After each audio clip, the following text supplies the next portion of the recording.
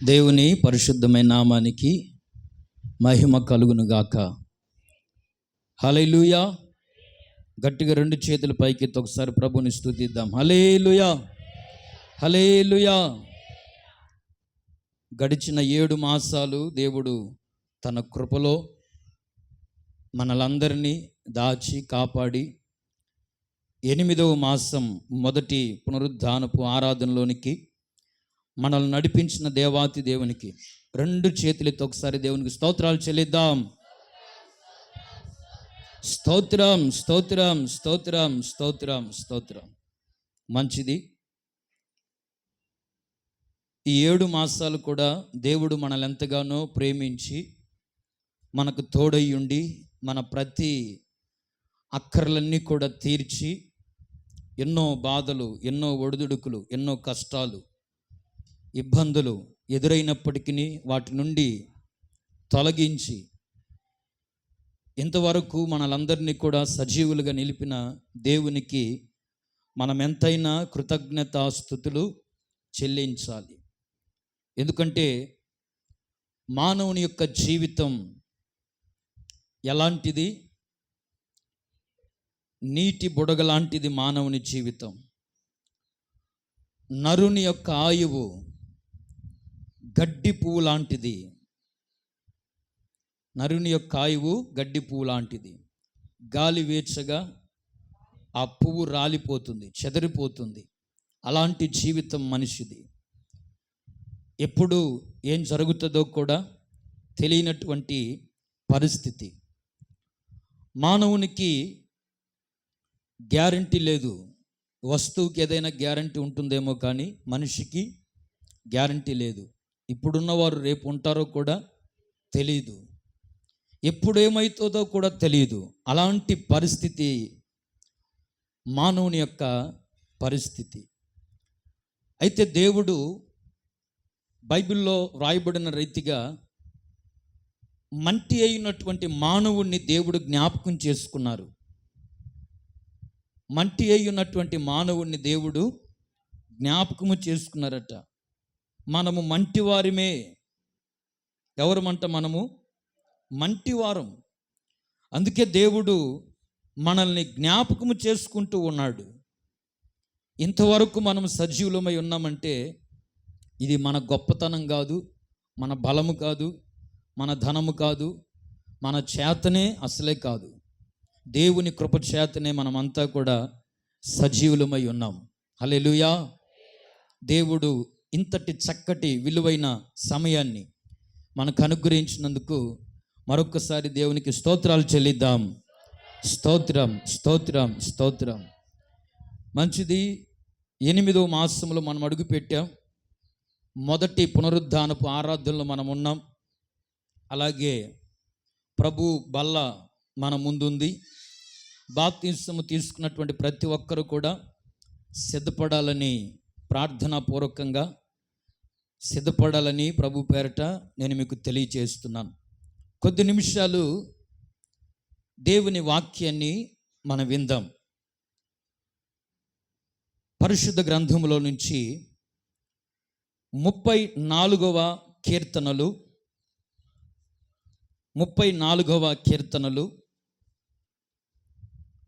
9వ చరణాన్ని మనం చదువుకుందాం. యెహోవా భక్తులారా, ఆయన యందు భయభక్తులు ఉంచుడి.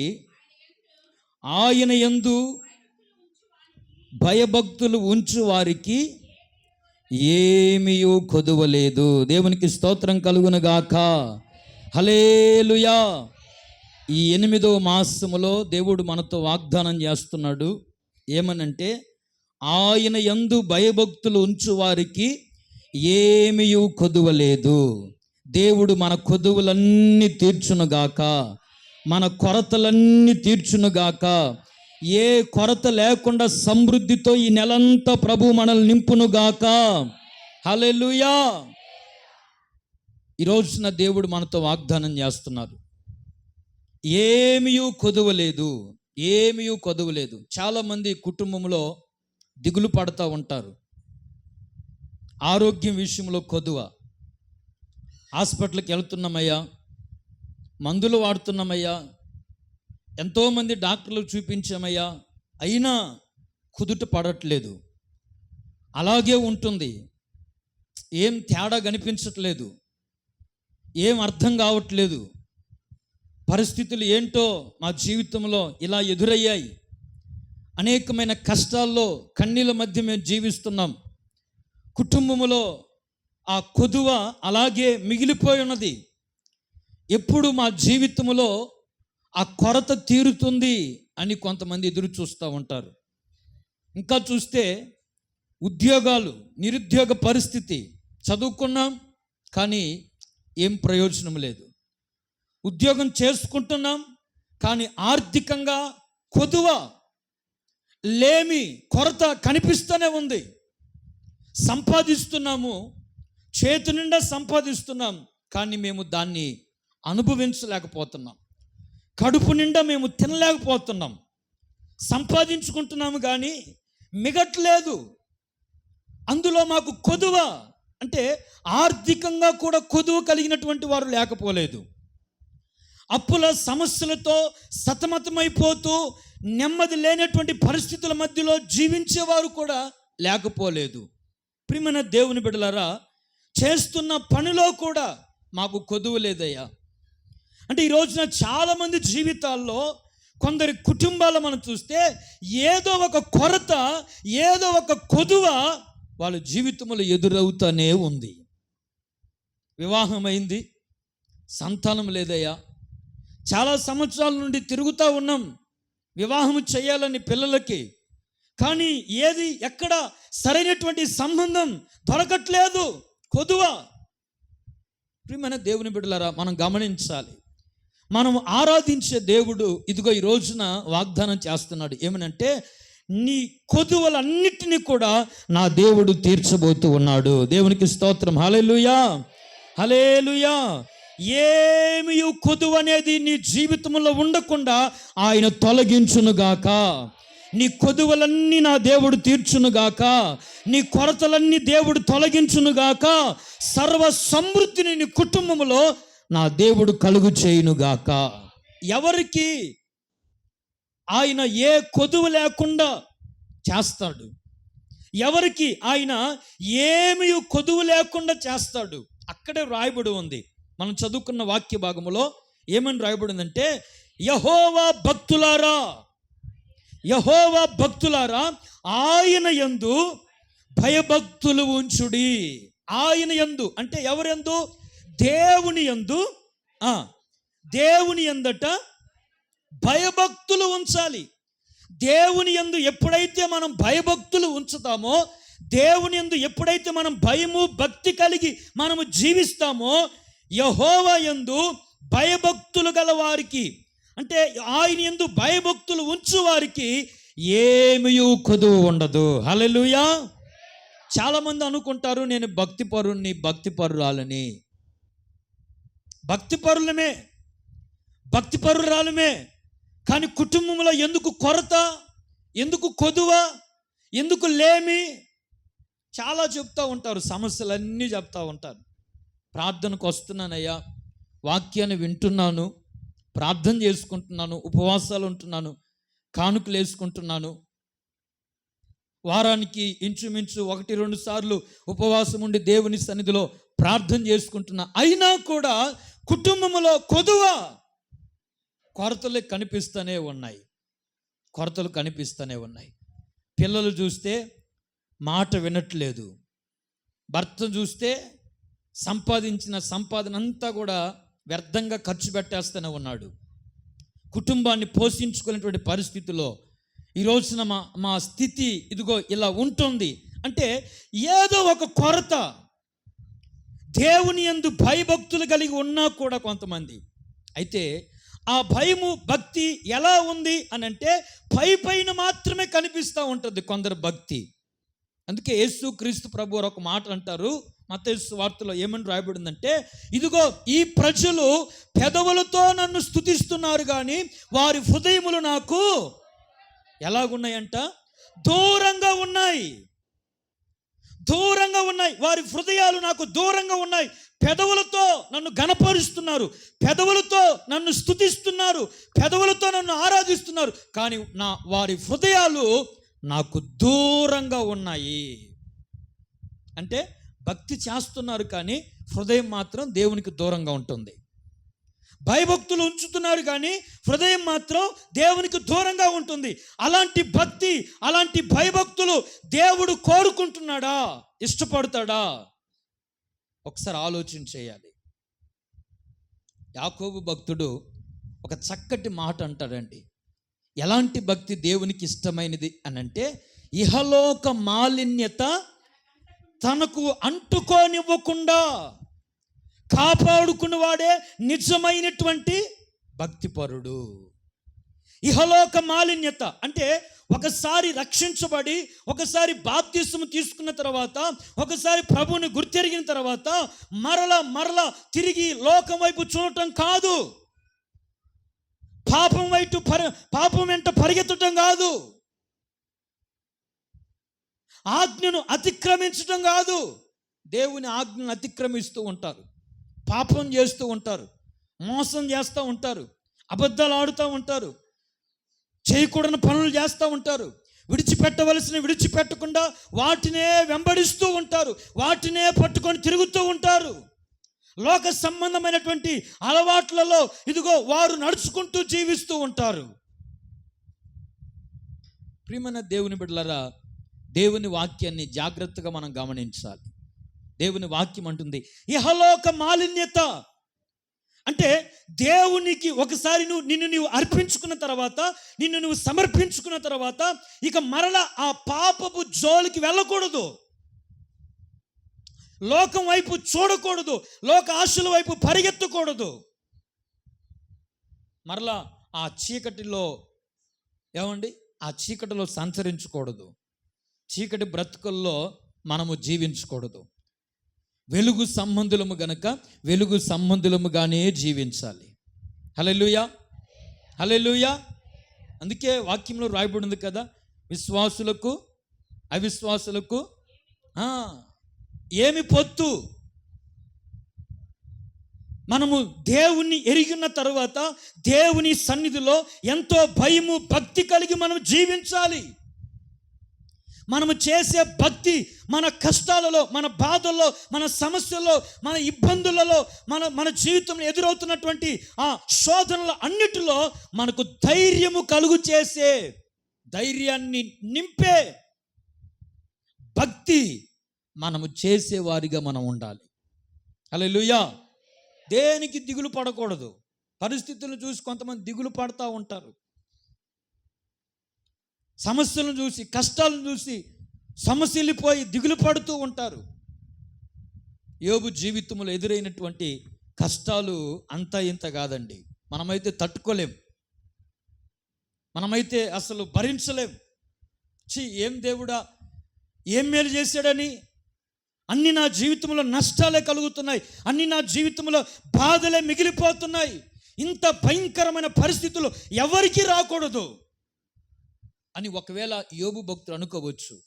పిల్లరా, అయితే తన జీవితంలో ఎదురైనటువంటి కష్టాలను చూసి కృంగిపోయాడండి, సమస్యలిపోలా. యోబు భక్తులు అంటారు, యెహోవా ఇచ్చెను, యెహోవా తీసుకుని పోయిను, యెహోవా నామమునకే స్తుతి కలుగునుగాక. దేవుని స్తుతిస్తున్నాడు, దేవుని ఘనపరుస్తూ ఉన్నాడు, దేవుణ్ణి మహిమపరుస్తున్నాడు, దేవుణ్ణి హృదయపూర్వకంగా ఆరాధిస్తూ ఉన్నాడు. అప్పుడు ఒక స్నేహితుడు చూసి అంటున్నాడు, నీ భక్తి నీకు ధైర్యము పుట్టిస్తుందా? ధైర్యం పుట్టిస్తుంది. ధైర్యముతో కూడిన భక్తి, ఇహలోక మాలిన్యత అంటనివ్వకుండా నిన్ను కాపాడుకున్నట్టయే నిజమైన భక్తి. అది దేవునికి ఇష్టమైనటువంటి భక్తి. అలాంటి భక్తి ఎవరైతే చేస్తారో అలాంటి భక్తి పరులు కట్ట యెహోవా యందు భయభక్తులు ఉంచు వారికి ఏమీ కొదువ ఉండదు, ఏ కొరత ఉండదు, ఎలాంటి కొరతలు అనేవి కనిపించవు. మన పితరులు ఎంతోమంది బైబిల్లో మనం చూస్తాం, అబ్రహాము, ఇస్సాకు, యాకోబుల యొక్క జీవితంలో యోసేపు, ఇంకా అనేక మంది భక్తులను మనం చూస్తే దేవుని యందు ఎన్ని కష్టాలు వచ్చినా, ఎన్ని బాధలు వచ్చినా, ఎన్ని సమస్యలు వచ్చినా, ఎన్ని ఇరుకులు ఇబ్బందులు కలిగినా, వారి జీవితంలో ఎంత నష్టపోయినప్పటికీ కూడా దేవుని యందు భయము భక్తి కలిగి జీవించారు. అందుకే ఏ కొదువు లేకుండా సర్వ సమృద్ధిని దేవుడు వారికి కలుగు చేశాడు. హల్లెలూయా, హల్లెలూయా. కష్టాలలో, బాధల్లో, కరువుల్లో దేవుడు పోషించాడు వారిని. కారణం ఏంటనంటే భయభక్తులు కలిగి ఉండటం. భయభక్తులు కలిగి ఉంటే పిల్లరా, ఒక మాటను మనం గుర్తించాలి, గమనించాలి. దేవుని యందు మనం భయభక్తులు కలిగి ఉంటే ఏ మేలు కొదువై ఉండదు. ఎందుకు కొదువై ఉండదంటే, ఎవరైతే దేవుని యందు భయభక్తులు కలిగి ఉంటారో వారి కోసం దేవుడు పరలోకము నుండి ఒక దూతను పంపించి వారికి కాపలాగా ఉంచుతాడట దేవుడు. హల్లెలూయా. చదవండి మాట. అదే 34వ కీర్తనలో 7వ వచనాన్ని చదువుకుందాం. 7వ చరణం. యెహోవా యందు భయభక్తులు గల వారి చుట్టూ ఆయన దూత కావల ఉండి వారిని ఏం చేస్తుందంట? చెప్పాలి అందరూ నోరులు తెరిచి. ఏం చేస్తుందంట? రక్షిస్తుంది. యెహోవా యందు భయభక్తులు గల వారి చుట్టూ. నువ్వు దేవుని యందు భయము భక్తి కలిగి జీవిస్తే, దేవుని యందు భయభక్తు పరురాలు అయితే, దేవుని యందు భయభక్తు పరుడు అయితే, నీ చుట్టూ, నీ కుటుంబము చుట్టూ, నీకు కలిగిన సమస్తము చుట్టూ దేవుని దూత కావలు ఉండి నిన్ను ప్రతి నిత్యము రక్షిస్తూ కాపాడుతూ ఉంటాడు. దేవునికి స్తోత్రం కలుగును గాక. హల్లెలూయా. ఏ కష్టం వచ్చినా, ఏ సమస్య వచ్చినా, ఏ ఇబ్బందులు వచ్చినా, ఎలాంటి పరిస్థితులు ఎదురైనా కూడా దూత కావలు ఉండి నీ దరి చేరనివ్వకుండా, నిన్ను అంటనివ్వకుండా, నిన్ను రక్షిస్తూ ప్రతి నిత్యం నీకు ఒక కాపుదలగా కాపాడుతూ ఉంటారు. ఎంత గొప్ప భాగ్యం అండి, ఎంత గొప్ప భాగ్యం. దూత కావలు ఉంటుందట. దూత అంటే నీకు ఒక బాడీ గార్డ్, అంతేనా కాదండి? నీకు ఒక బాడీ గార్డ్. ఇప్పుడు మినిస్టర్లు ఎవరన్నా పోయారు అనుకోండి, వెనక ఎంతమంది గన్మ్యాన్లు ఉంటారో, ముందు వెనక ఎంతమంది గన్మ్యాన్లు ఉంటారో చూస్తూ ఉంటారు. మరలా బుల్లెట్ ప్రూఫ్ ఇద్దరు పట్టుకొని ఉంటారు, ఏ ప్రమాదం రాకుండా, ఎవరు ఏం చేయకుండా. ముందు వెనక ఎంతమంది బాడీ గార్డ్సో. ముఖ్యమంత్రులే కానీ, మినిస్టర్లే కానీ, రాజకీయ నాయకులు ఎవరైనా వస్తుపోతున్నారు అనుకోండి, వెనక ముందు బాడీ గార్డ్స్ ఉంటారు. ఎందుకంటే వాళ్ళకు ఒక ప్రొటెక్షన్, వారిని రక్షించడానికి, వారిని కాపాడడానికి.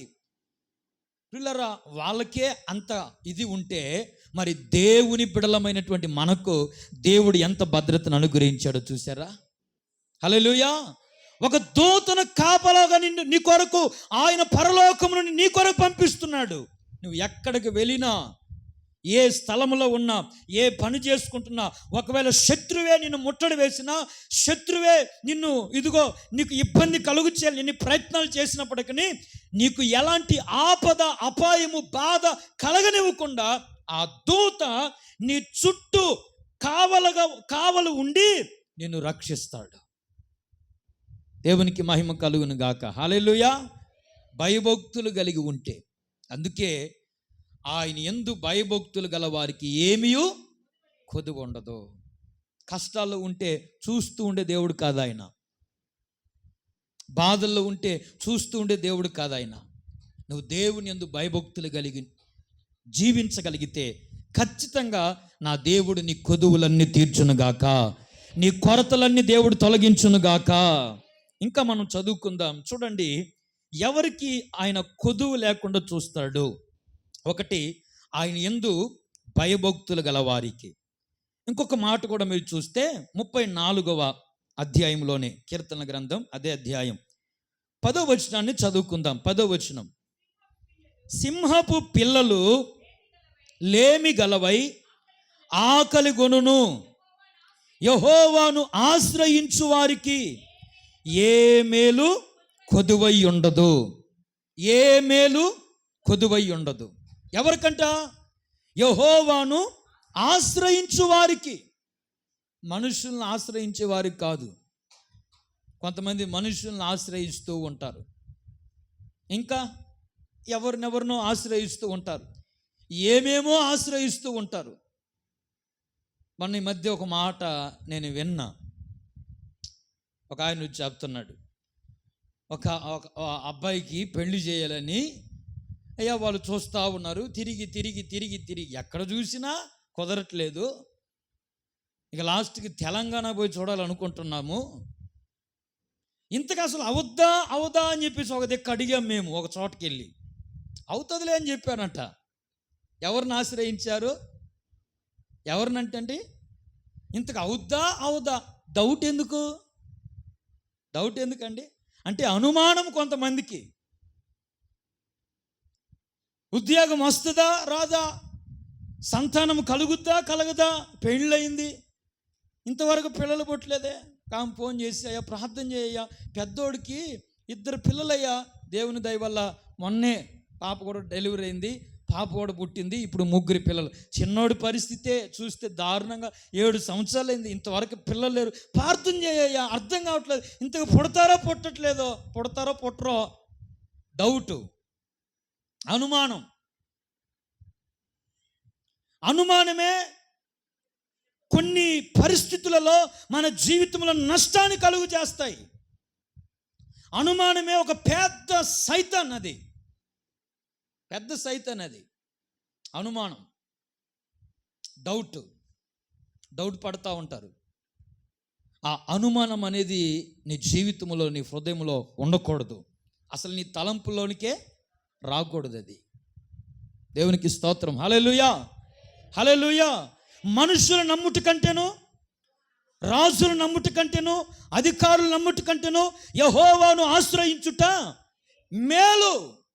ఎందుకంటే ఆయనను ఆశ్రయించు వారికి ఏ మేలు కూడా కొదువై ఉండదు.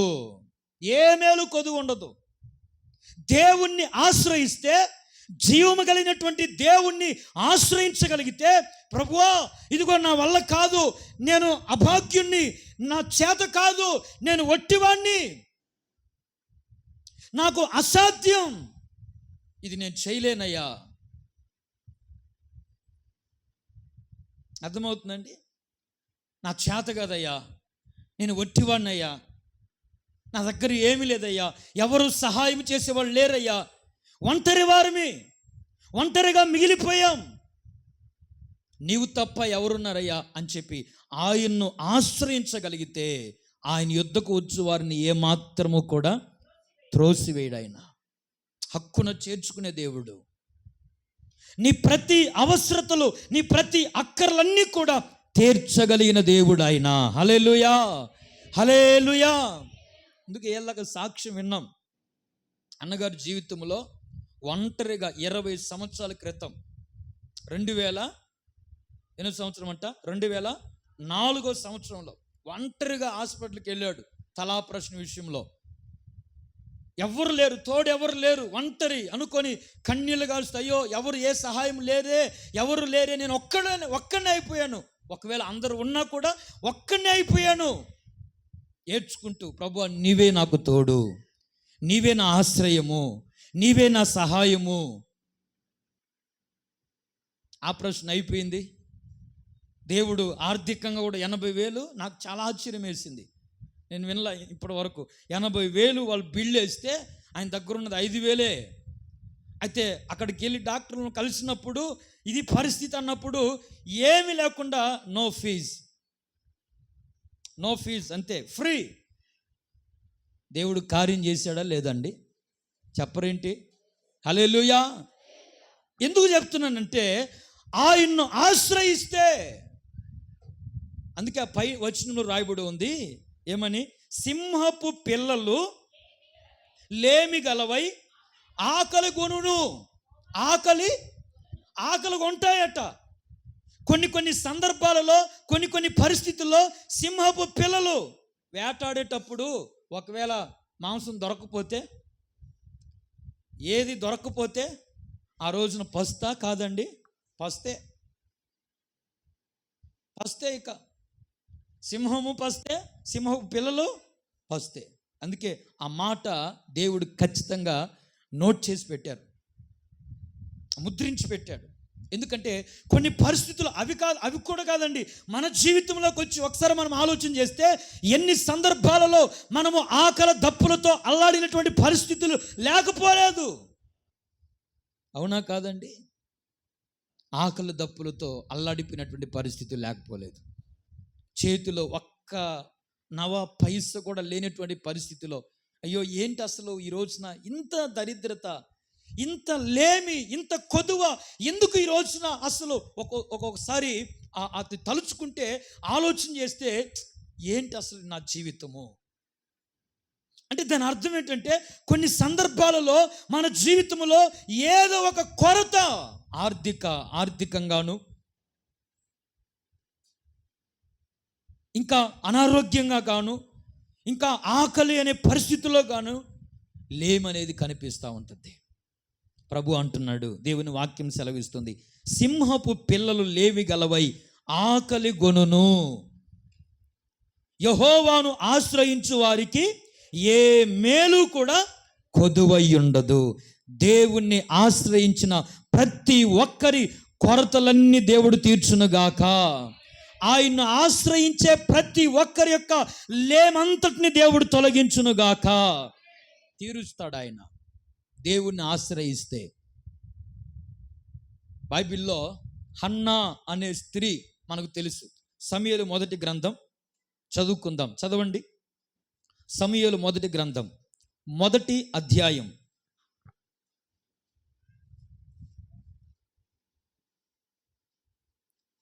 9వ వచనం నుండి మనం చదువుకుందాం.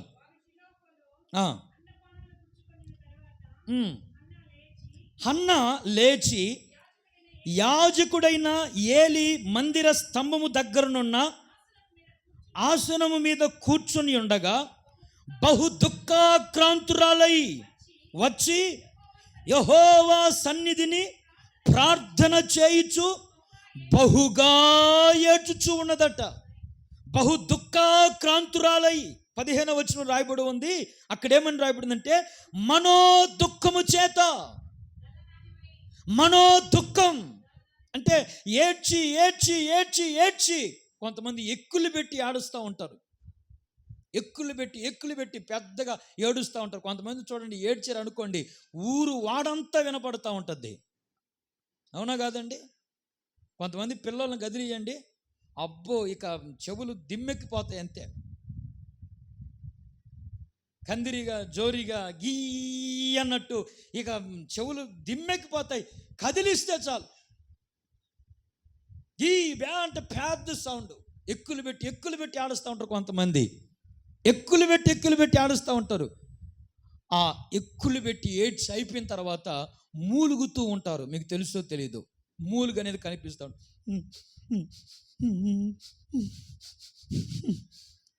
మూలుగు మాత్రమే వినబడద్ది. పెట్టున్నారా మీరు ఎప్పుడైనా? పెట్టారా? పెట్టుంటారు ఖచ్చితంగా. అంటే బాధ, వేదన, మనోదుఃఖం, బహు దుఃఖాక్రాంతురాలై ఏడ్చి వేదనతో అల్లాడిపోయి, ఇదిగో ఇన్ని సంవత్సరాలైంది, ఈ నిందను నేను భరించలేకపోతున్నాను, ఈ బాధను నేను భరించలేకపోతున్నాను, నలుగురు నన్ను అవమానపరుస్తున్నారు, నలుగురు మధ్య సంతోషంగా అందరిలాగా తిరగలేకపోతున్నాను, సమాజం నన్ను వెలివేస్తుంది, సమాజం నన్ను దూషిస్తుంది, ఈ ముద్ర ఇదిగో నా మీద అలాగే నిలబడిపోయింది. బహు దుఃఖాకాంతురాలై మనోదుఃఖముతో దేవునిని ఆశ్రయించిందట. ఆయన సన్నిధికి వెళ్ళి మోకరించి బహు దుఃఖముతో తన జీవితంలో ఉన్నటువంటి బాధనంతటినీ కూడా దేవునికి తెలియజేసుకుంటుంది. హల్లెలూయా. మనుషులతో చెప్పుకుంటే ప్రయోజనం లేదు. మనుషులు తీర్చే బాధ కాదది. ఎవరితో చెప్పుకుంటే తీరిపోయే బాధ కాదది. ప్రియమైన దేవుని బిడ్డలారా, దేవుని వాక్యం సెలవిస్తుంది, ఆమె దేవుని సన్నిధికి వెళ్ళి మనో దుఃఖము చేత హృదయాన్ని తెరిచి దేవుని సన్నిధిలో కన్నీళ్లు కార్చి రోదిస్తూ, ప్రభువా నువ్వు తప్ప ఎవరున్నారయ్యా, నాకు సహాయం ఇచ్చేయి, ఈ బాధను ఈ నిందను నేను భరించలేకపోతున్నాను, నా బాధ నుండి నాకు విడుదల కలుగుచేయి. ఒక్క మగబిడ్డనివ్వయ్యా, ఒక్క మగబిడ్డనిచ్చి నా బాధను నా నిందను తొలగించి ఇదిగో నా జీవితంలో సంతోషాన్ని కలుగుచేయి, ఆ బిడ్డను నీకు నేను సమర్పిస్తానని తీర్మానం చేసుకొని దేవుని సన్నిధిలో ప్రార్థన చేస్తుంది. దేవుని వాక్యం అంటుంది, యెహోవాను ఆశ్రయించు వారికి ఏ మేలు కొదువై ఉండదు. అప్పటిదాకా ఉపవాసాలుండి కన్నీళ్లు గాల్చి ప్రార్థన చేశామే, దేవుని సన్నిధికి వెళ్ళి ఎప్పుడైతే బాధ చెప్పుకున్నదో, పిల్లరా అది ఎలాంటి బాధ అయినా సరే, నా దేవుడు వాక్యం వినుచున్న మీ జీవితంలో, నీ జీవితంలో ఎదురవుతున్న ప్రతి బాధలన్నిటిలో నుండి నా దేవుడు విడిపించునుగాక, నీ కన్నీటి నా దేవుడు తొలగించునుగాక, నీ దుఃఖాన్ని సంతోషముగా మార్చునుగాక. నీ బాధ ఏదైనా సరే, అది చెప్పుకోనటువంటి బాధ అయినా సరే, దేవుడు చూస్తున్నాడు, దేవుడు గుర్తిస్తున్నాడు, నీ బాధలన్నిటిలోని విడిపించబోతున్నాడు. దేవునికి స్తోత్రం, హల్లెలూయా. ఏ కొదువ లేకుండా దేవుడు తీర్చబోతున్నాడు. వాగ్దానం చేసిన దేవుడు నమ్మదగిన వాడు. ఆయన వాగ్దానమును ఖచ్చితంగా నీ జీవితంలో నెరవేర్చే దేవుడు. ఆయన దేవుణ్ణి ఆశ్రయించింది, దేవుణ్ణి అడిగింది, ఆ బాధ ఆ వేదన అదుగో దేవుని సన్నిధిలో ఉన్నటువంటి దైవజనుడు చూశాడు. దైవజనుడు చూశాడు. ఏమ్మా ఏంటి సంగతి అని అడిగితే ఆమె అంటుందయ్యా, నా బాధను దేవునికి చెప్పుకుంటున్నానయ్యా, నా పరిస్థితి అంతా దేవునికి చెప్పుకుంటున్నానయ్యా, ఎవరితో చెప్పినా ఎవరు నాకు సహాయం చేయరు, దేవునికి చెప్పుకుంటున్నానని ఎప్పుడైతే ఆ దైవ సేవకునితో అన్నదో, దైవజనుడు అంటున్నాడు, 17వ వచనం చదవండి. అంతటా ఏలి, నీవు క్షేమముగా వెళ్ళుము, ఇశ్రాయేలు దేవునితో నీవు చేసుకున్న మనవిని ఆయన నీకు దయచేయును గాక. హల్లెలూయా. సంతోషంగా చెబుదాం, హల్లెలూయా. ఇశ్రాయేలు దేవునితో చేసుకున్న మనవి ఆయన ఆలకించి ఉన్నాడు, ఆయన తప్పక నీకు దయచేయును గాక. ఖచ్చితంగా దయచేస్తాడు. నువ్వు క్షేమంగా వెళ్ళు. అప్పటి నుంటట ఆమె 18వ వచనం రాయబడి ఉంది, నేను నీ దృష్టికి కృప నొందును గాక అనెను. తర్వాత ఆ స్త్రీ తన దారిని వెళ్ళిపోయి భోజనము చేయుచు నాట నుండి దుఃఖముఖిగా ఉండుట మానెను. అప్పటిదాకా ఎప్పుడు చూసినా దుఃఖమే, ముఖములో కళ అనేది లేదు, ముఖములో సంతోషం అనేది లేదు. ఏమ్మా అంటే ఏముందిలయ్యా, ఏముందిలమ్మా.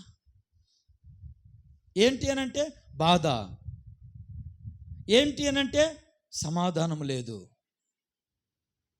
ఎప్పటి నుండి దేవుణ్ణి ఆశ్రయించి ఎప్పుడైతే దేవునికి తన బాధలు చెప్పుకున్నదో, దైవజనుడు అంటున్నాడు, ఇశ్రాయేలు దేవునితో నువ్వు మొరపెట్టుకున్నావు, ఖచ్చితంగా ఆయన విన్నాడు, నీ ప్రార్థనకు జవాబు దయచేస్తాడు. హల్లెలూయా. మీరు ఆ మాట చదవండి, కీర్తన 34వ అధ్యాయంలో మూల వాక్యములో మనం చదువుకున్న వాక్య భాగంలో ఏమిటి రాయబడిందంటే, 34వ కీర్తన 4వ వచనం చదవండి. 4వ వచనం, నేను యెహోవా యొద్ద విచారణ చేయగా ఆయన నాకు ఉత్తరం ఇచ్చెను, భయములన్నిటిలో నుండి నన్ను తప్పించెను. హల్లెలూయా. యెహోవా యొద్ద నేను విచారణ చేశాను, ఆయన్ను ఆశ్రయించి ఆయన్ను గోసారి ఇదిగో నా పరిస్థితి నా బాధ అంతా కూడా చెప్పుకున్నాను, మొరపెట్టాను, విన్నపించుకున్నా. ఆయన ఆశ్రయించిన వారికి ఏ మేలు కొదువై ఉండదు. ఆ తర్వాత మీరు ఇంటికి వెళ్ళిన తర్వాత చదువుకోండి. హన్నా ఇంటికి వెళ్ళింది, సంతోషంగా సమాధానంగా ఇద్దరు కలిసి జీవిస్తున్నారు భార్యాభర్తలు.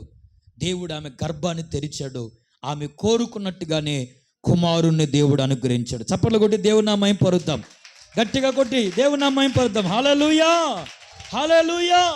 సంతోషముతో తిరిగి వెళ్ళింది. ఏమండి, ఇప్పుడు మనం చదువుకున్న ఈ వాక్య భాగములో మీరు గమనించాలి, అంతకు ముందేమో దుఃఖముతో ఉన్నదట, అంతకు ముందేమో బాధతో ఉన్నదట. బాధ ఎప్పుడు చూసిన ముఖములో సంతోషం అనేది లేదు. ఎప్పుడైతే దేవుణ్ణి ఆశ్రయించి తన బాధంతా దేవునికి చెప్పుకున్నదో నాటి నుండి ఆమె దుఃఖించటం మానేసింది, సంతోషించటం ఆనందించటం ప్రారంభించింది. అంటే అనుమానంతో వెళ్ళిందా ఇంటికి, ప్రార్థన చేసుకున్నాను, దేవుడు ఈ నెలైనా నాకు మేలు చేస్తాడా, ఈ నెల అయినా నా కార్యాలు సఫలమవుతాయా, దేవుడు ఈ నెల అయినా నాకు కొదువులన్నీ తీర్చేస్తాడా, ఇంకా కొంత కొరత ఉంది, కొదువు ఉన్నది. అనుమానం అనేది ఉండకూడదు. అనుమానముతో, అపనమ్మకముతో, అవిశ్వాసముతో ఈమెలో లేదు. ఆ అవిశ్వాసము లేదు, అపనమ్మకము లేదు, అనుమానమే లేదు. సంతోషంగా వెళ్ళింది. దేవుడు ఆమె గర్భాన్ని తెరిచాడు, కుమారుణ్ణి ఇచ్చింది. పావులు మానిపించేంత వరకు ఆమెతో ఉంచుకున్నది. తర్వాత మానిపిన తర్వాత తీసుకుని వచ్చి ఆమె మొక్కుకున్నట్టుగానే దేవునికి సమర్పించింది. హల్లెలూయా. నా ప్రియమైన దేవుని బిడ్డలారా, ఈ 8వ మాసం మొదటి వారములో దేవుడు నీతో వాగ్దానం చేస్తున్నాడు. ఏ మేలు నీకు కొదువై ఉండదు, ఏ మేలు కొదువై ఉండదు. దేవుని యందు భయభక్తులు కలిగిన వారికి ఏ మేలు కొదువై ఉండదు. ఆయన్ను ఆశ్రయించిన వారికి ఏ మేలు కొదువై ఉండదు. ఇంకొక 2 మాటలు చెప్పి నేను త్వరగా ముగిస్తాను. చదవండి, లూకాసు వార్త 7వ అధ్యాయం 4వ వచనం నుండి చదువుకుందాం. త్వరగా చదవాలి. లూకాసు వార్త 7వ అధ్యాయం 4వ వచనం నుండి. నీ వలన మేలు పొందుటకు అతడు యోగ్యుడు, అతడు మన జనులను ప్రేమించి మనకు సమాజ మందిరమును తానే కట్టించినని ఆయనతో చెప్పి మిక్కిలి బతిమాలు కొనిరి. శతాధిపతి అనే ఒక వ్యక్తి ఉన్నాడు, ఆయన దగ్గర పనులు ఉన్నారు కొంతమంది. యేసు ప్రభు దగ్గరికి వెళ్ళి, అయ్యా, శతాధిపతి అనే ఒక అధిపతి ఉన్నాడు, మా యజమానుడు, ఆయన దగ్గర ఒక దాసుడు ఉన్నాడు, రోగంతో బాధపడుతున్నాడు. అయ్యా, ఆయన మమ్మల్ని నీ దగ్గరకు పంపించాడు. ఖచ్చితంగా ఆయన నీ ద్వారా మేలు పొందుకోవడానికి ఖచ్చితంగా అతడు యోగ్యుడు, మేలు పొందుకోవడానికి యోగ్యుడు, అయోగ్యుడు కాదు, ఖచ్చితంగా అర్హుడయ్యా. ఎందుకంటే జనులను ప్రేమించే వ్యక్తి అతను. మనుషులందరినీ ఎలాంటి వాడంట, నోరు తెరిచి చెప్పాలి, ఎలాంటి వాడు? మనుషులందరినీ, కొందరిని కాదు, కొందరిని మాత్రమే కాదు, అందరినీ, మనుషులందరినీ, జనులందరినీ ప్రేమించి మా కోసం, జనుల కోసం సమాజ మందిరాన్ని తానే కట్టించాడయ్యా. బ్రతిమలాడుకుంటున్నాడు. ఇక్కడ మనం గమనించవలసిన విషయం ఏంటంటే, ప్రేమించే వ్యక్తి ఎవరిని? జనులను. మనుషులను ప్రేమించే వ్యక్తి దేవుణ్ణి ప్రేమించడా? చెప్పరేంటి? మనుషులను ప్రేమిస్తే దేవుణ్ణి ప్రేమించడా? దేవుణ్ణి తప్పక ప్రేమిస్తాడు కనుకనే దేవుణ్ణి ప్రేమించే వ్యక్తి కనుక మనుషులను కూడా ప్రేమిస్తున్నాడు. మనుషుల కోసము సమాజ మందిరాలు కట్టిస్తున్నాడు.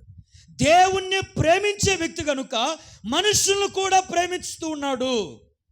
ఈరోజు నువ్వు దేవుణ్ణి ప్రేమించగలిగితే దేవుని ప్రేమ నీలో నిలిచి ఉంటుంది. హల్లెలూయా. సంతోషంగా చెప్పాలి, హల్లెలూయా. దేవుణ్ణి ప్రేమించగలిగితే మనుషులను కూడా ప్రేమించగలుగుతావు. శత్రువులుగా చూడవు. చూస్తారండి? దేవుణ్ణి ప్రేమిస్తున్నానయ్యా అని చెప్పుకుంటే సరిపోదు. అందరూ చెప్తారు, నేను కూడా ప్రేమిస్తున్నానయ్యా దేవుణ్ణి.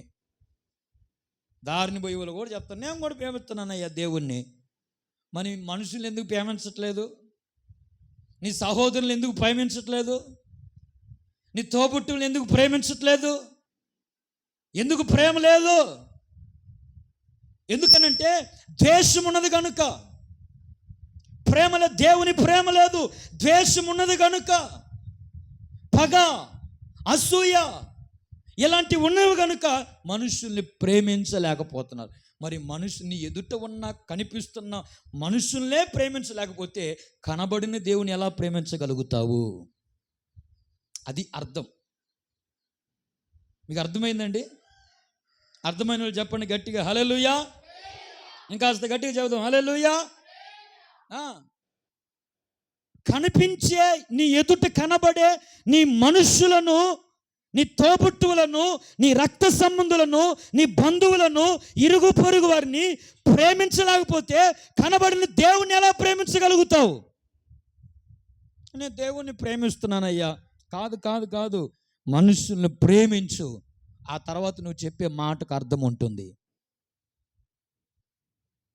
అందుకే ఇక్కడ వీళ్ళు అంటున్నారు, సాక్ష్యం చెప్తున్నారు, అయ్యా నీ వలన మేలు పొందుకోవడానికి ఇతను యోగ్యుడు. ఎందుకంటే మనుషులను ప్రేమిస్తున్నాడు, అంటే దేవుణ్ణి ప్రేమిస్తున్నాడు గనుక మనుషులను కూడా కనిపించే వాళ్ళని ప్రేమిస్తున్నాడు, మేలు పొందుకుంటున్నాడు.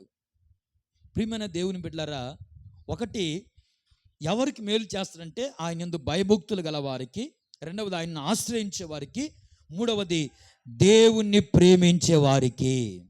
హల్లెలూయా. రోమపత్రిక 8వ అధ్యాయం 28వ వచనం చదువుకుందాం.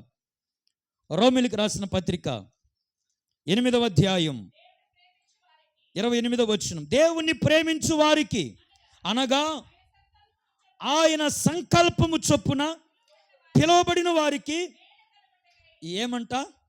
మేలు మేలు కలుగుటకై సమస్తమును దేవుడు సమకూర్చి జరిగిస్తున్నాడు. హల్లెలూయా. దేవుణ్ణి ప్రేమించే వారికి ప్రేమించాలి, ప్రేమించటం నేర్చుకోవాలి. ఎంత భక్తి చేస్తున్నా, ఎన్నో సంవత్సరాల నుండి దేవుని మందిరానికి వస్తున్నా, ఎన్నో సంవత్సరాల నుండి నేను క్రైస్తవుని, విశ్వాసాన్ని చెప్పుకుంటున్నా, ప్రేమ లేకపోతే అంత వ్యర్థమే. నేను చెప్పట్లేదండి. కొరింథీయులకు రాసిన మొదటి పత్రిక 13వ అధ్యాయం చదువుకుందాం. దేవుని వాక్యంలో రాయబడిన మాట 13వ అధ్యాయం మొదటి నుండి చదువుకుందాం. మనుషుల భాషలతోనూ దేవదూతల భాషలతోనూ నేను మాట్లాడినను ప్రేమ లేని వాడనైతే మ్రోగెడు కంచును గణగణలాడు తాళమునయుందును. మ్రోగెడు కంచు అంటే ఎవరైనా ఒక ఈ ఉరుసు జరుగుతూ ఉన్నాయి కదండి, అవి జరుగుతూ ఉంటాయి. ఎవరన్నా ఒక డబ్బా ఉంటుంది, అది చిన్న ప్లాస్టిక్ డబ్బాలు తీసుకొచ్చి పిల్లలు డబ్బా డబ్బా డబ్బా డబ్బా డబ్బా కొడతా ఉంటారు. వచ్చి రే ఏంట్రా నీ గోల, ఆపు, తట్టుకోలేకపోతున్నా, ఆపు ఆపు, నీ గోల ఆపు. ఊరికి గోల చేస్తూ ఉంటారు. ఊరికే ఈ పిల్లకాయలు చూడండి, డబ్బాలు పెట్టుకొని కొడతా ఉంటారు, ఏది పడితే అది కొడతా ఉంటారు. రై సౌండ్ చేయబకరా, అల్లరి చేయబకరా, గోల చేయబకనరా. ఎందుకు అరుస్తారు ఊరక? ఎందుకు గోల చేస్తూ ఉంటారు అంటే గోల. ప్రేమ లేకపోతే దేనితో పోలుస్తున్నాడంట? మ్రోగేడు కంచు గనగనలాడు తాళమునయ్యుందును. ఓవర కొడతా ఉంటారు, డగ డగ డగ డగ డగ డగ సౌండ్ వస్తూ ఉంటుంది. అది తాళం అంటే. తాళం అంటే సౌండ్ ఉంటుంది, ఆ మ్యూజిక్ డగ డగ డగ ఉంటుంది, అది తాళం. తాళం అంటే మీరు ఇంకా ఈ తాళం అనుకునేవాళ్ళు, ఏది ఇంటి తాళమో ఇంకో సూట్ కేసు తాళం అనుకునేవాళ్ళు. అది కాదండి తాళం. ఇప్పుడు మనం పాట పాడేటప్పుడు మ్యూజిక్ వస్తుంది కదా, అదే తాళం. అర్థమవుతుందండి? అలాంటి ఆ ప్రేమ లేకపోతే మ్రోగెడు కంచును గనగడలాడు తాళమునై ఉన్నాను. 2వ వచనం, ప్రవచించు కృపావరములు కలిగి మర్మములన్నీయు జ్ఞానమంతయు ఎరిగిన వాడనైనను కొండలను పెగిలింపగల పరిపూర్ణమైన విశ్వాసము గలవాడనైనను ప్రేమ లేని వాడనైతే, ప్రేమ లేకపోతే వ్యర్థం. నేను ముందే చెప్పా ప్రారంభంలో, మనిషి జీవితం మనిషి జీవితం నీటి బుడగ, గడ్డి పువ్వు లాంటిది, ధూళి లాంటిది. ఇప్పుడున్న వాళ్ళు రేపు ఉంటారో ఉండరో, అలాంటి గ్యారెంటీ లేని మన జీవితాలు. ఎందుకండి? కక్షలు, క్రోధాలు, భేదాలు, అసూయలు. అర్థమవుతుందండి? ఎవరన్నా ఏదన్నా అనుకోండి, ఒప్పుకోరు అసలు. మీ తండ్రే కదా అన్నదే. మా నాన్నతోనే మాట్లాడమా, చెప్పు నాన్న చెప్పు అని అంటున్నాడు వాడు. ఎవరైనా చెప్పరేంటి? కొడుకు. ఎందుక కొట్టాడు నన్ను? కొడితే మాట్లాడవా? అరే కొట్టే అధికారం ఉంది కదా మీ నాన్నకి. నాను అమ్మతో మాట్లాడు నేను. ఎందుకురా అంటే, నాకు గుడ్డి దోసి ఏసీలా.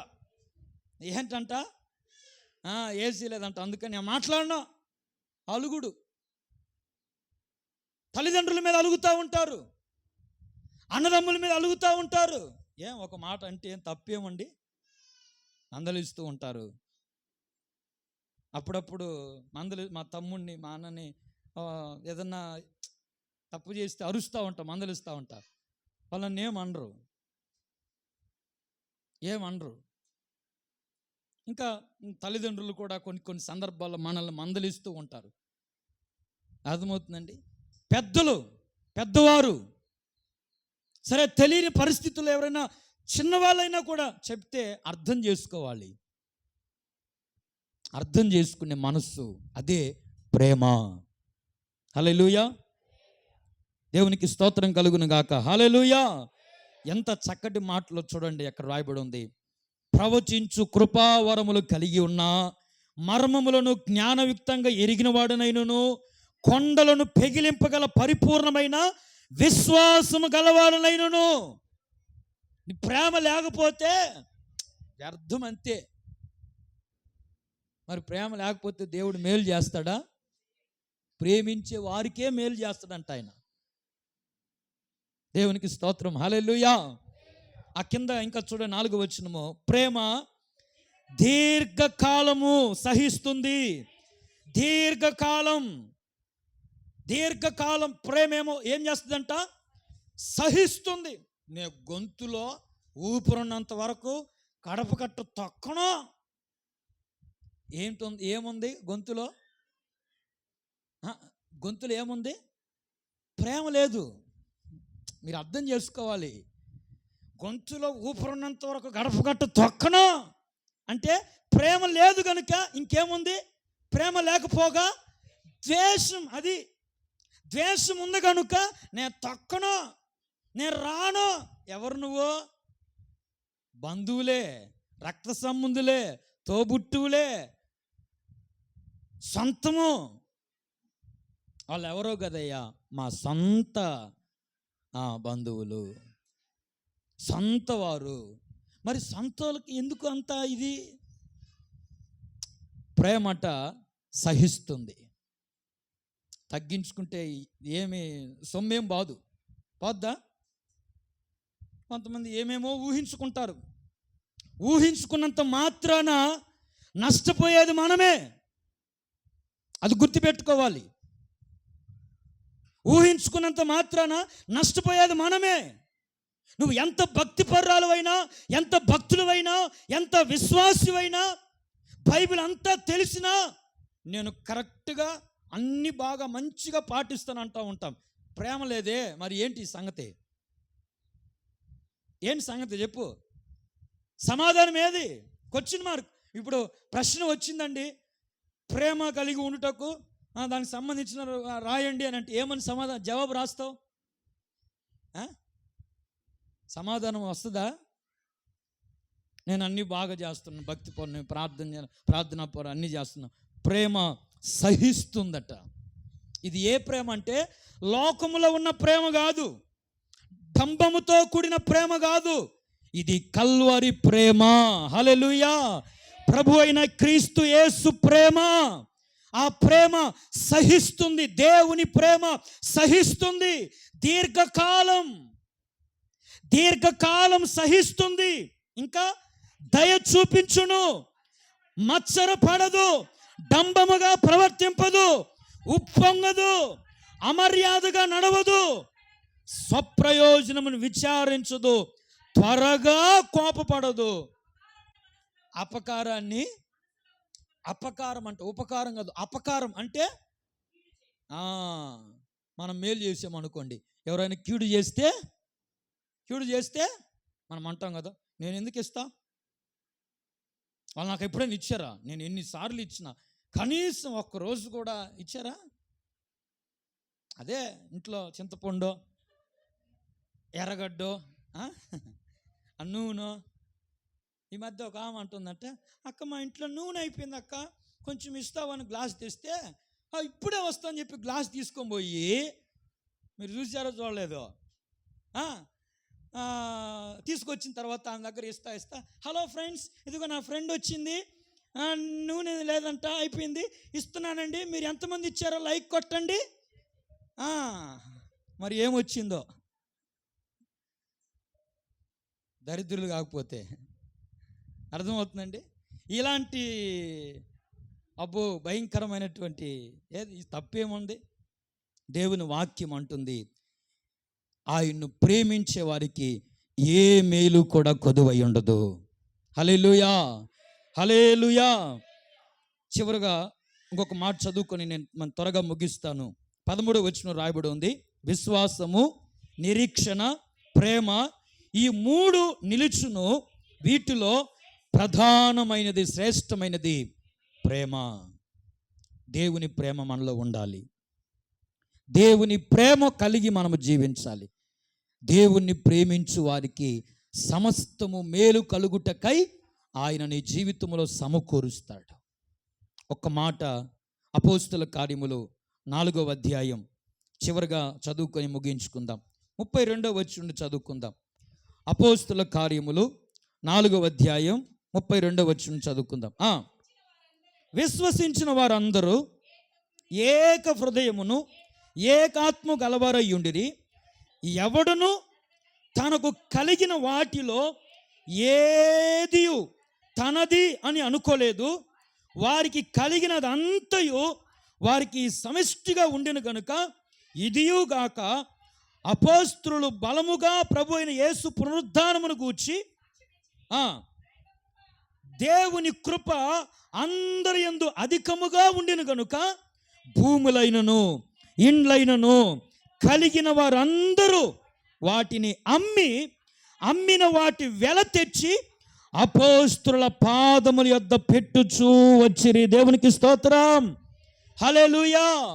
విశ్వసించిన వారందరూ, వాక్యాన్ని అంగీకరించిన వారందరూ, ప్రభు రక్తము చేత కడగబడిన ప్రతి ఒక్కరూ, మూర్ఖులకు ఈ తరము వారికి వేరై ప్రభు కోసం జీవించే ప్రతి ఒక్కరూ, ఆయన మాటలను, దేవుని వాక్యాన్ని హృదయములో అంగీకరించిన ప్రతి ఒక్కరట దేవుని పరిచర్య బహుగా విస్తరించుట కొరకై,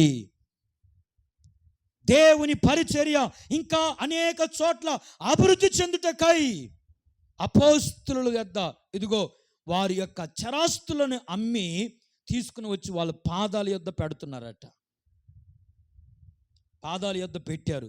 పెడితే వాళ్ళకి ఏమైనా నష్టం కలిగిందా? ఆ తర్వాత వచనం రాయబడింది, 35వ వచనం, వారు ప్రతివానికి వాని అక్కర కొలది పంచిపెట్టిరు గనుక వారిలో ఎవరికిని కొదువ లేకపోయెను. దేవునికి స్తోత్రం, హల్లెలూయా. కొదువ అనేది లేకపోయాను. దేవుడు సమృద్ధినిచ్చాడు. దేవునికి ఇస్తే మన జీవితంలో దేవుడు సమృద్ధిని కలుగు చేస్తాడు. ఏ కొరత ఉండదు, ఏ కొరత ఉండదు. చరాస్తులను అమ్మి, భూములైనను ఇండ్లైనను మొత్తం అమ్మి అపోస్తుల పాదముల యొద్ద ఏం చేస్తున్నారంట? పాదముల యొద్ద పెడుతున్నారు. అంటే మీ ఇళ్ళు, మీ భూములన్నీ తీసుకురమ్మని చెప్పట్లా, అమ్మేసి. దేవుడు మనకిచ్చే దాంట్లో 10వ వంతు ఖచ్చితంగా ఆయనకు చెల్లించాలి. హల్లెలూయా. ఒక భక్తుడు ఉన్నాడు అక్కడ 36వ వచనంలో, కుప్రాలో పుట్టిన లేవీయుడగు యోసేపు అని ఒకడుండెను. ఇతనికి అపోస్తలులు హెచ్చరికా పుత్రుడు బర్నబా అను పేరు పెట్టియుండిరి. ఇతడు భూమి గలవాడై ఉండి దాన్ని అమ్మి దాని వెల తెచ్చి అపోస్తుల పాదముల యొద్ద పెట్టిరి. దాని వెల అమ్మి అపోస్తుల యొక్క పాదముల యొద్ద పెడుతున్నారు. అంటే దేవుడు మనకిచ్చే ప్రతి దాంట్లో కూడా 10వ వంతు దేవునికి ఇవ్వగలిగితే నా దేవుడు నీ జీవితంలో ఎదురవుతున్న ప్రతి కొదువులన్నీ కూడా తీరుస్తాడు. హల్లెలూయా. ఆకాశపు వాకిన్లు విప్పి పట్టజాలనంత విస్తారమైన దీవెనలు కుమ్మరిస్తాడు ఆయన. అప్పుడు కొదువు అనేది ఉంటుందా అండి? ఏ కొదువ ఉండదు. దేవునికి ఇవ్వటం మనం నేర్చుకోవాలి. దేవునికి ఇవ్వాలి. రుచి చూచి తెలుసు. 34వ కీర్తనలోనే అక్కడే రాయబడి ఉంది, మీరు ఇంటికి వెళ్ళిన తర్వాత చదువుకోండి. యెహోవా ఉత్తముడని రుచి చూసి, ఎప్పుడైతే నువ్వు ఇచ్చి ఆ రుచిని చూస్తావో సమృద్ధిని నువ్వు పొందుకుంటావు. హల్లెలూయా. దేవునికి ఇస్తే, ఇవ్వకుండా దాచిపెట్టుకొని ఉన్నది కొంచెమే, కొద్దిగే, కానీ నమ్మకంగా యథార్థంగా దేవునికి ఇస్తే ఖచ్చితంగా దేవుడు ఏ కొదువు లేకుండా చేస్తాడు. ఇది అబద్ధం కాదండి. దేవుని వాక్యము సత్యమైనది, బలమైనది.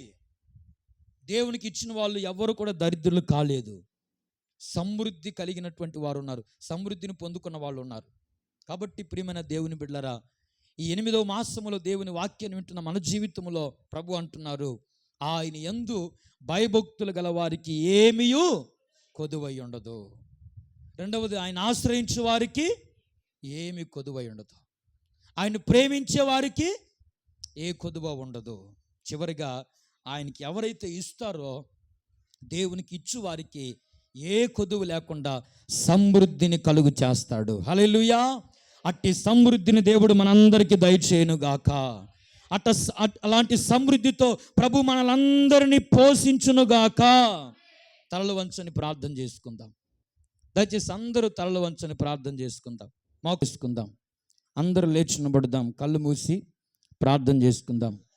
పరిశుద్ధుడైన మా తండ్రి, ప్రేమ నమ్మకం కలిగిన మా దేవ, జీవాధిపతి అయిన యేసయ్య, మీకు వందనాలు చెల్లిస్తున్నాం.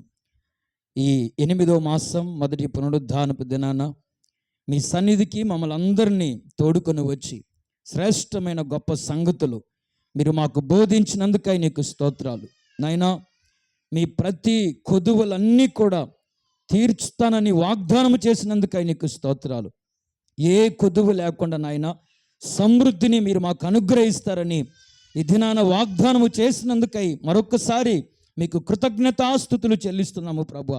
నాయనా, ఏ కొరత లేకుండా సమృద్ధి కలిగి మేము ఉండాలంటే ప్రభువా, ఏ విధంగా మీ సన్నిధిలో జీవించాలో చక్కగా మీరు మాతో మాట్లాడినందుకై నీకు స్తోత్రాలు. మీ యందు మేము భయము భక్తి కలిగి జీవించాలని, మీ యందు భయభక్తులు గల వారు చుట్టూ మీ దూత కావలు ఉండి రక్షిస్తుందని, మీ యందు భయభక్తులు గల వారికి ఏ మేలు కొదువై ఉండదని ప్రభువా, ఏ కొరత కొదువు అనేది ఉండదని నాయన మీ లేఖనాల ద్వారా మాట్లాడుతూ వచ్చినందుకు నీకు స్తోత్రాలు. అవును ప్రభువా, మీ సన్నిధిలో మేము భయము భక్తి కలిగి జీవించుటకు సహాయము చేయండి నాయనా. మీ సన్నిధిలో యథార్థమైన భక్తి, అయ్యా మీ సన్నిధిలో మేము యథార్థతో కూడినటువంటి భక్తిని మేము చేయడానికి సహాయము చేయమని ప్రార్థన చేస్తున్నాను. అలాగే మిమ్మల్ని ఆశ్రయించే వారికి ఏ మేలు కొదువై ఉన్నదని లేఖనాల ద్వారా మాట్లాడినందుకు స్తోత్రాలు. ఆనాడు హన్న తండ్రి మీ సన్నిధిలో మిమ్మల్ని ఆశ్రయించి మేలు కోరుకున్నప్పుడు, అయ్యా ఇదిగో సమస్తమైన మేలు మీరు దయచేసినటువంటి దేవుడు అని నాయన మీ లేఖనాల ద్వారా మాట్లాడినందుకై స్తోత్రాలు చెల్లిస్తున్నాం. మీ సన్నిధిలో మేము మనుషులు నమ్ముకోక నాయన ఇదిగో మిమ్మల్ని ఆశ్రయించి మీ ద్వారా మేలు పొందుకోవడానికి సహాయము చేయమని ప్రార్థన చేస్తున్నాను. అలాగే మిమ్మల్ని ప్రేమిస్తే నాయన ప్రేమించు వారికి సమస్తము సమకూరుస్తారని, అయ్యా మేలు చేయుటకై సమస్తము కలుగు చేస్తారని మాట్లాడారు. అందును బట్టి నీకు స్తోత్రాలయ్యా. మేలు చేసే దేవుడివై మీరు మాకు ఉన్నందుకై నీకు స్తోత్రాలు అయ్యా. మిమ్మల్ని ప్రేమిస్తూ మీ ప్రేమ మేము కలిగి జీవిస్తూ అనేకులకు నాయన మీ ప్రేమను పంచిపెట్టి జీవించే వారికి ఉన్నటకు సహాయము చేయండి దేవా. అలాగే నాయన మీకు మేము అయ్యా అర్పించగలిగితే నాయన, ఆనాడు మా పితరులు ప్రభువా వారు చిరాస్తులను అమ్మి అపోస్తుల పాదాల యొద్ద పెట్టారు, వారికి ఏ కొదువు లేదు నాయన. అలాగ మేము కూడా అలాంటి కొదువు లేకుండా సమృద్ధి కలిగి జీవించాలంటే మాకొచ్చు యావత్తులో నాయన ఇదిగో 10వ వంతు రాబడిలో మీ సన్నిధిలో నాయన అర్పణగా తీసుకుని వచ్చి మీకు అర్పిస్తే నాయన ఆకాశపు వాక్యలను విప్పి సమృద్ధైనటువంటి ఆశీర్వాదాలతో మేలుతో నింపుతారని లేఖనాల ద్వారా మాట్లాడినందుకు నీకు స్తోత్రాలు. అవును తండ్రి, మీకు ఇచ్చి లేమిలో ఉన్నటువంటి వారు ఎవరు లేరు ప్రభువా. దీవించబడిన వాళ్ళు, కొదువ లేకుండా సమృద్ధితో ఉన్నటువంటి వారు ఉన్నారు తండ్రి. అలాగ మేము కూడా మా రాబడిలో 10వ వంతు మీకు చెల్లించి సమృద్ధైన మేలు మేము పొందుకోవడానికి సహాయం చేయండి. విరిన ప్రతి మాట మా హృదయంలో స్థిరపరచుకొని మీ వాక్యానుసారముగా మేము నడుచుకోవడానికి సహాయము చేయమని కూడి వచ్చిన బిడ్డలందరినీ దీవించండి. వాక్యం వినిన ప్రతి బిడ్డను మీరు ఆశీర్వదించండి అయ్యా. నీ బిడ్డల జీవితంలో ఏ కొదువైతే ఉన్నదో యేసు నామములో దాన్ని తీర్చుదురుగాక. ఈ నెలంతా నీ బిడ్డలను సమృద్ధితో నింపుదురుగాక. ప్రతి కొరతలన్నీ తీర్చుదురుగాక. నీ బిడ్డలను నాయన సియోనులో నుండి మీ 2 చేతులెత్తి ఆశీర్వదించుదురుగాక. ఈ పునరుద్ధానపు దినాన మీరు సిద్ధపరిచినటువంటి అయా మేలులు ప్రతి ఒక్కరికి మీరు దయచేయమని ఈ ఆరాధన అంతటినీ కూడా ఆశీర్వాదకరంగా జరిగించినందుకు ఈ స్తోత్రాలు చెల్లిస్తూ వాక్యం వినిన ప్రతి బిడ్డను దీవించి ఆశీర్వదించమని, జరిగిన ప్రతి కార్యక్రమంలో నాయన బలలో చేవేసిన ప్రతి బిడ్డను కూడా మీరు దీవించి మీరు ఆకడుకు సిద్ధపరచమని, ఘనత మహిమ ప్రభావములు మీరు మాత్రమే పొందుకోమని దేవా, ఇదిగో ఈ మధ్యాహ్న కాల సమయములో తండ్రి మీ బిడలముగా అయ్యా ఇదిగో సంఘమంతా కలిసి మేము ప్రార్థన చేస్తున్నాము నాయన. అయ్యా ఇదిగో తండ్రి వెంకటస్వామయ్య గారిని ప్రభువా అయ్యా గడిచిన కాలములో మీ రాజ్యానికి తీసుకున్నారు. ఆ కుటుంబానికి ఆదరణ దయచేయండి నాయన. కుటుంబాన్ని ఓదార్చి ధైర్యపరచమని ప్రార్థన చేస్తున్నాను. అలాగే తండ్రి అయ్యా హాస్పిటల్లో ఉన్నటువంటి నీ బిడ్డ కొరకు ప్రార్థన చేస్తున్నాం అయ్యా. యేసురత్న గారి సత్యమని దీవించండి, ఆశీర్వదించండి, బిడ్డకు మంచి ఆరోగ్యాన్ని ఇవ్వండి, ప్రతి బలహీనతను తొలగించమని ప్రార్థన చేస్తున్నాను. అలాగే రమేష్ కుమార్తె కొరకు ప్రార్థన చేస్తున్నాను అయ్యా. రూపాన్ని దీవించండి. నూతన సంవత్సరంలో ప్రవేశపెట్టినందుకు నీకు స్తోత్రాలు. నూతనమైన దీవెనలు, ఆశీర్వాదాలు, మేలులు సమృద్ధిగా దయచేయమని, ముఖ్యంగా సంఘాన్ని పరిచర్యను దినదినము అభివృద్ధి పరిచి అయ్యా ఇదిగో నీ బిడలకు ఆశీర్వాదకరంగా మేలుకరంగా మీరు మార్చమని, మా ప్రియులు దూర ప్రాంతాలు ఉంటుండగా ప్రతి కుటుంబానికి మీరు తోడయ్యండి, నీ బిడల అవసరాలన్నీ తీర్చమని, మా కొరకు ప్రార్థించి అడిగిన ప్రతి బిడను కూడా మీరు దీవించి ఆశీర్వదించి మీ కృపతో నింపమని, ఘనత మహిమ ప్రభావాలు మీరు మాత్రమే పొందుకోమని నజరేయుడైన యేసు క్రీస్తు నామమున ప్రార్థించి అడిగి మనవులు పొంది ఉన్నాము తండ్రి. ఆమేన్.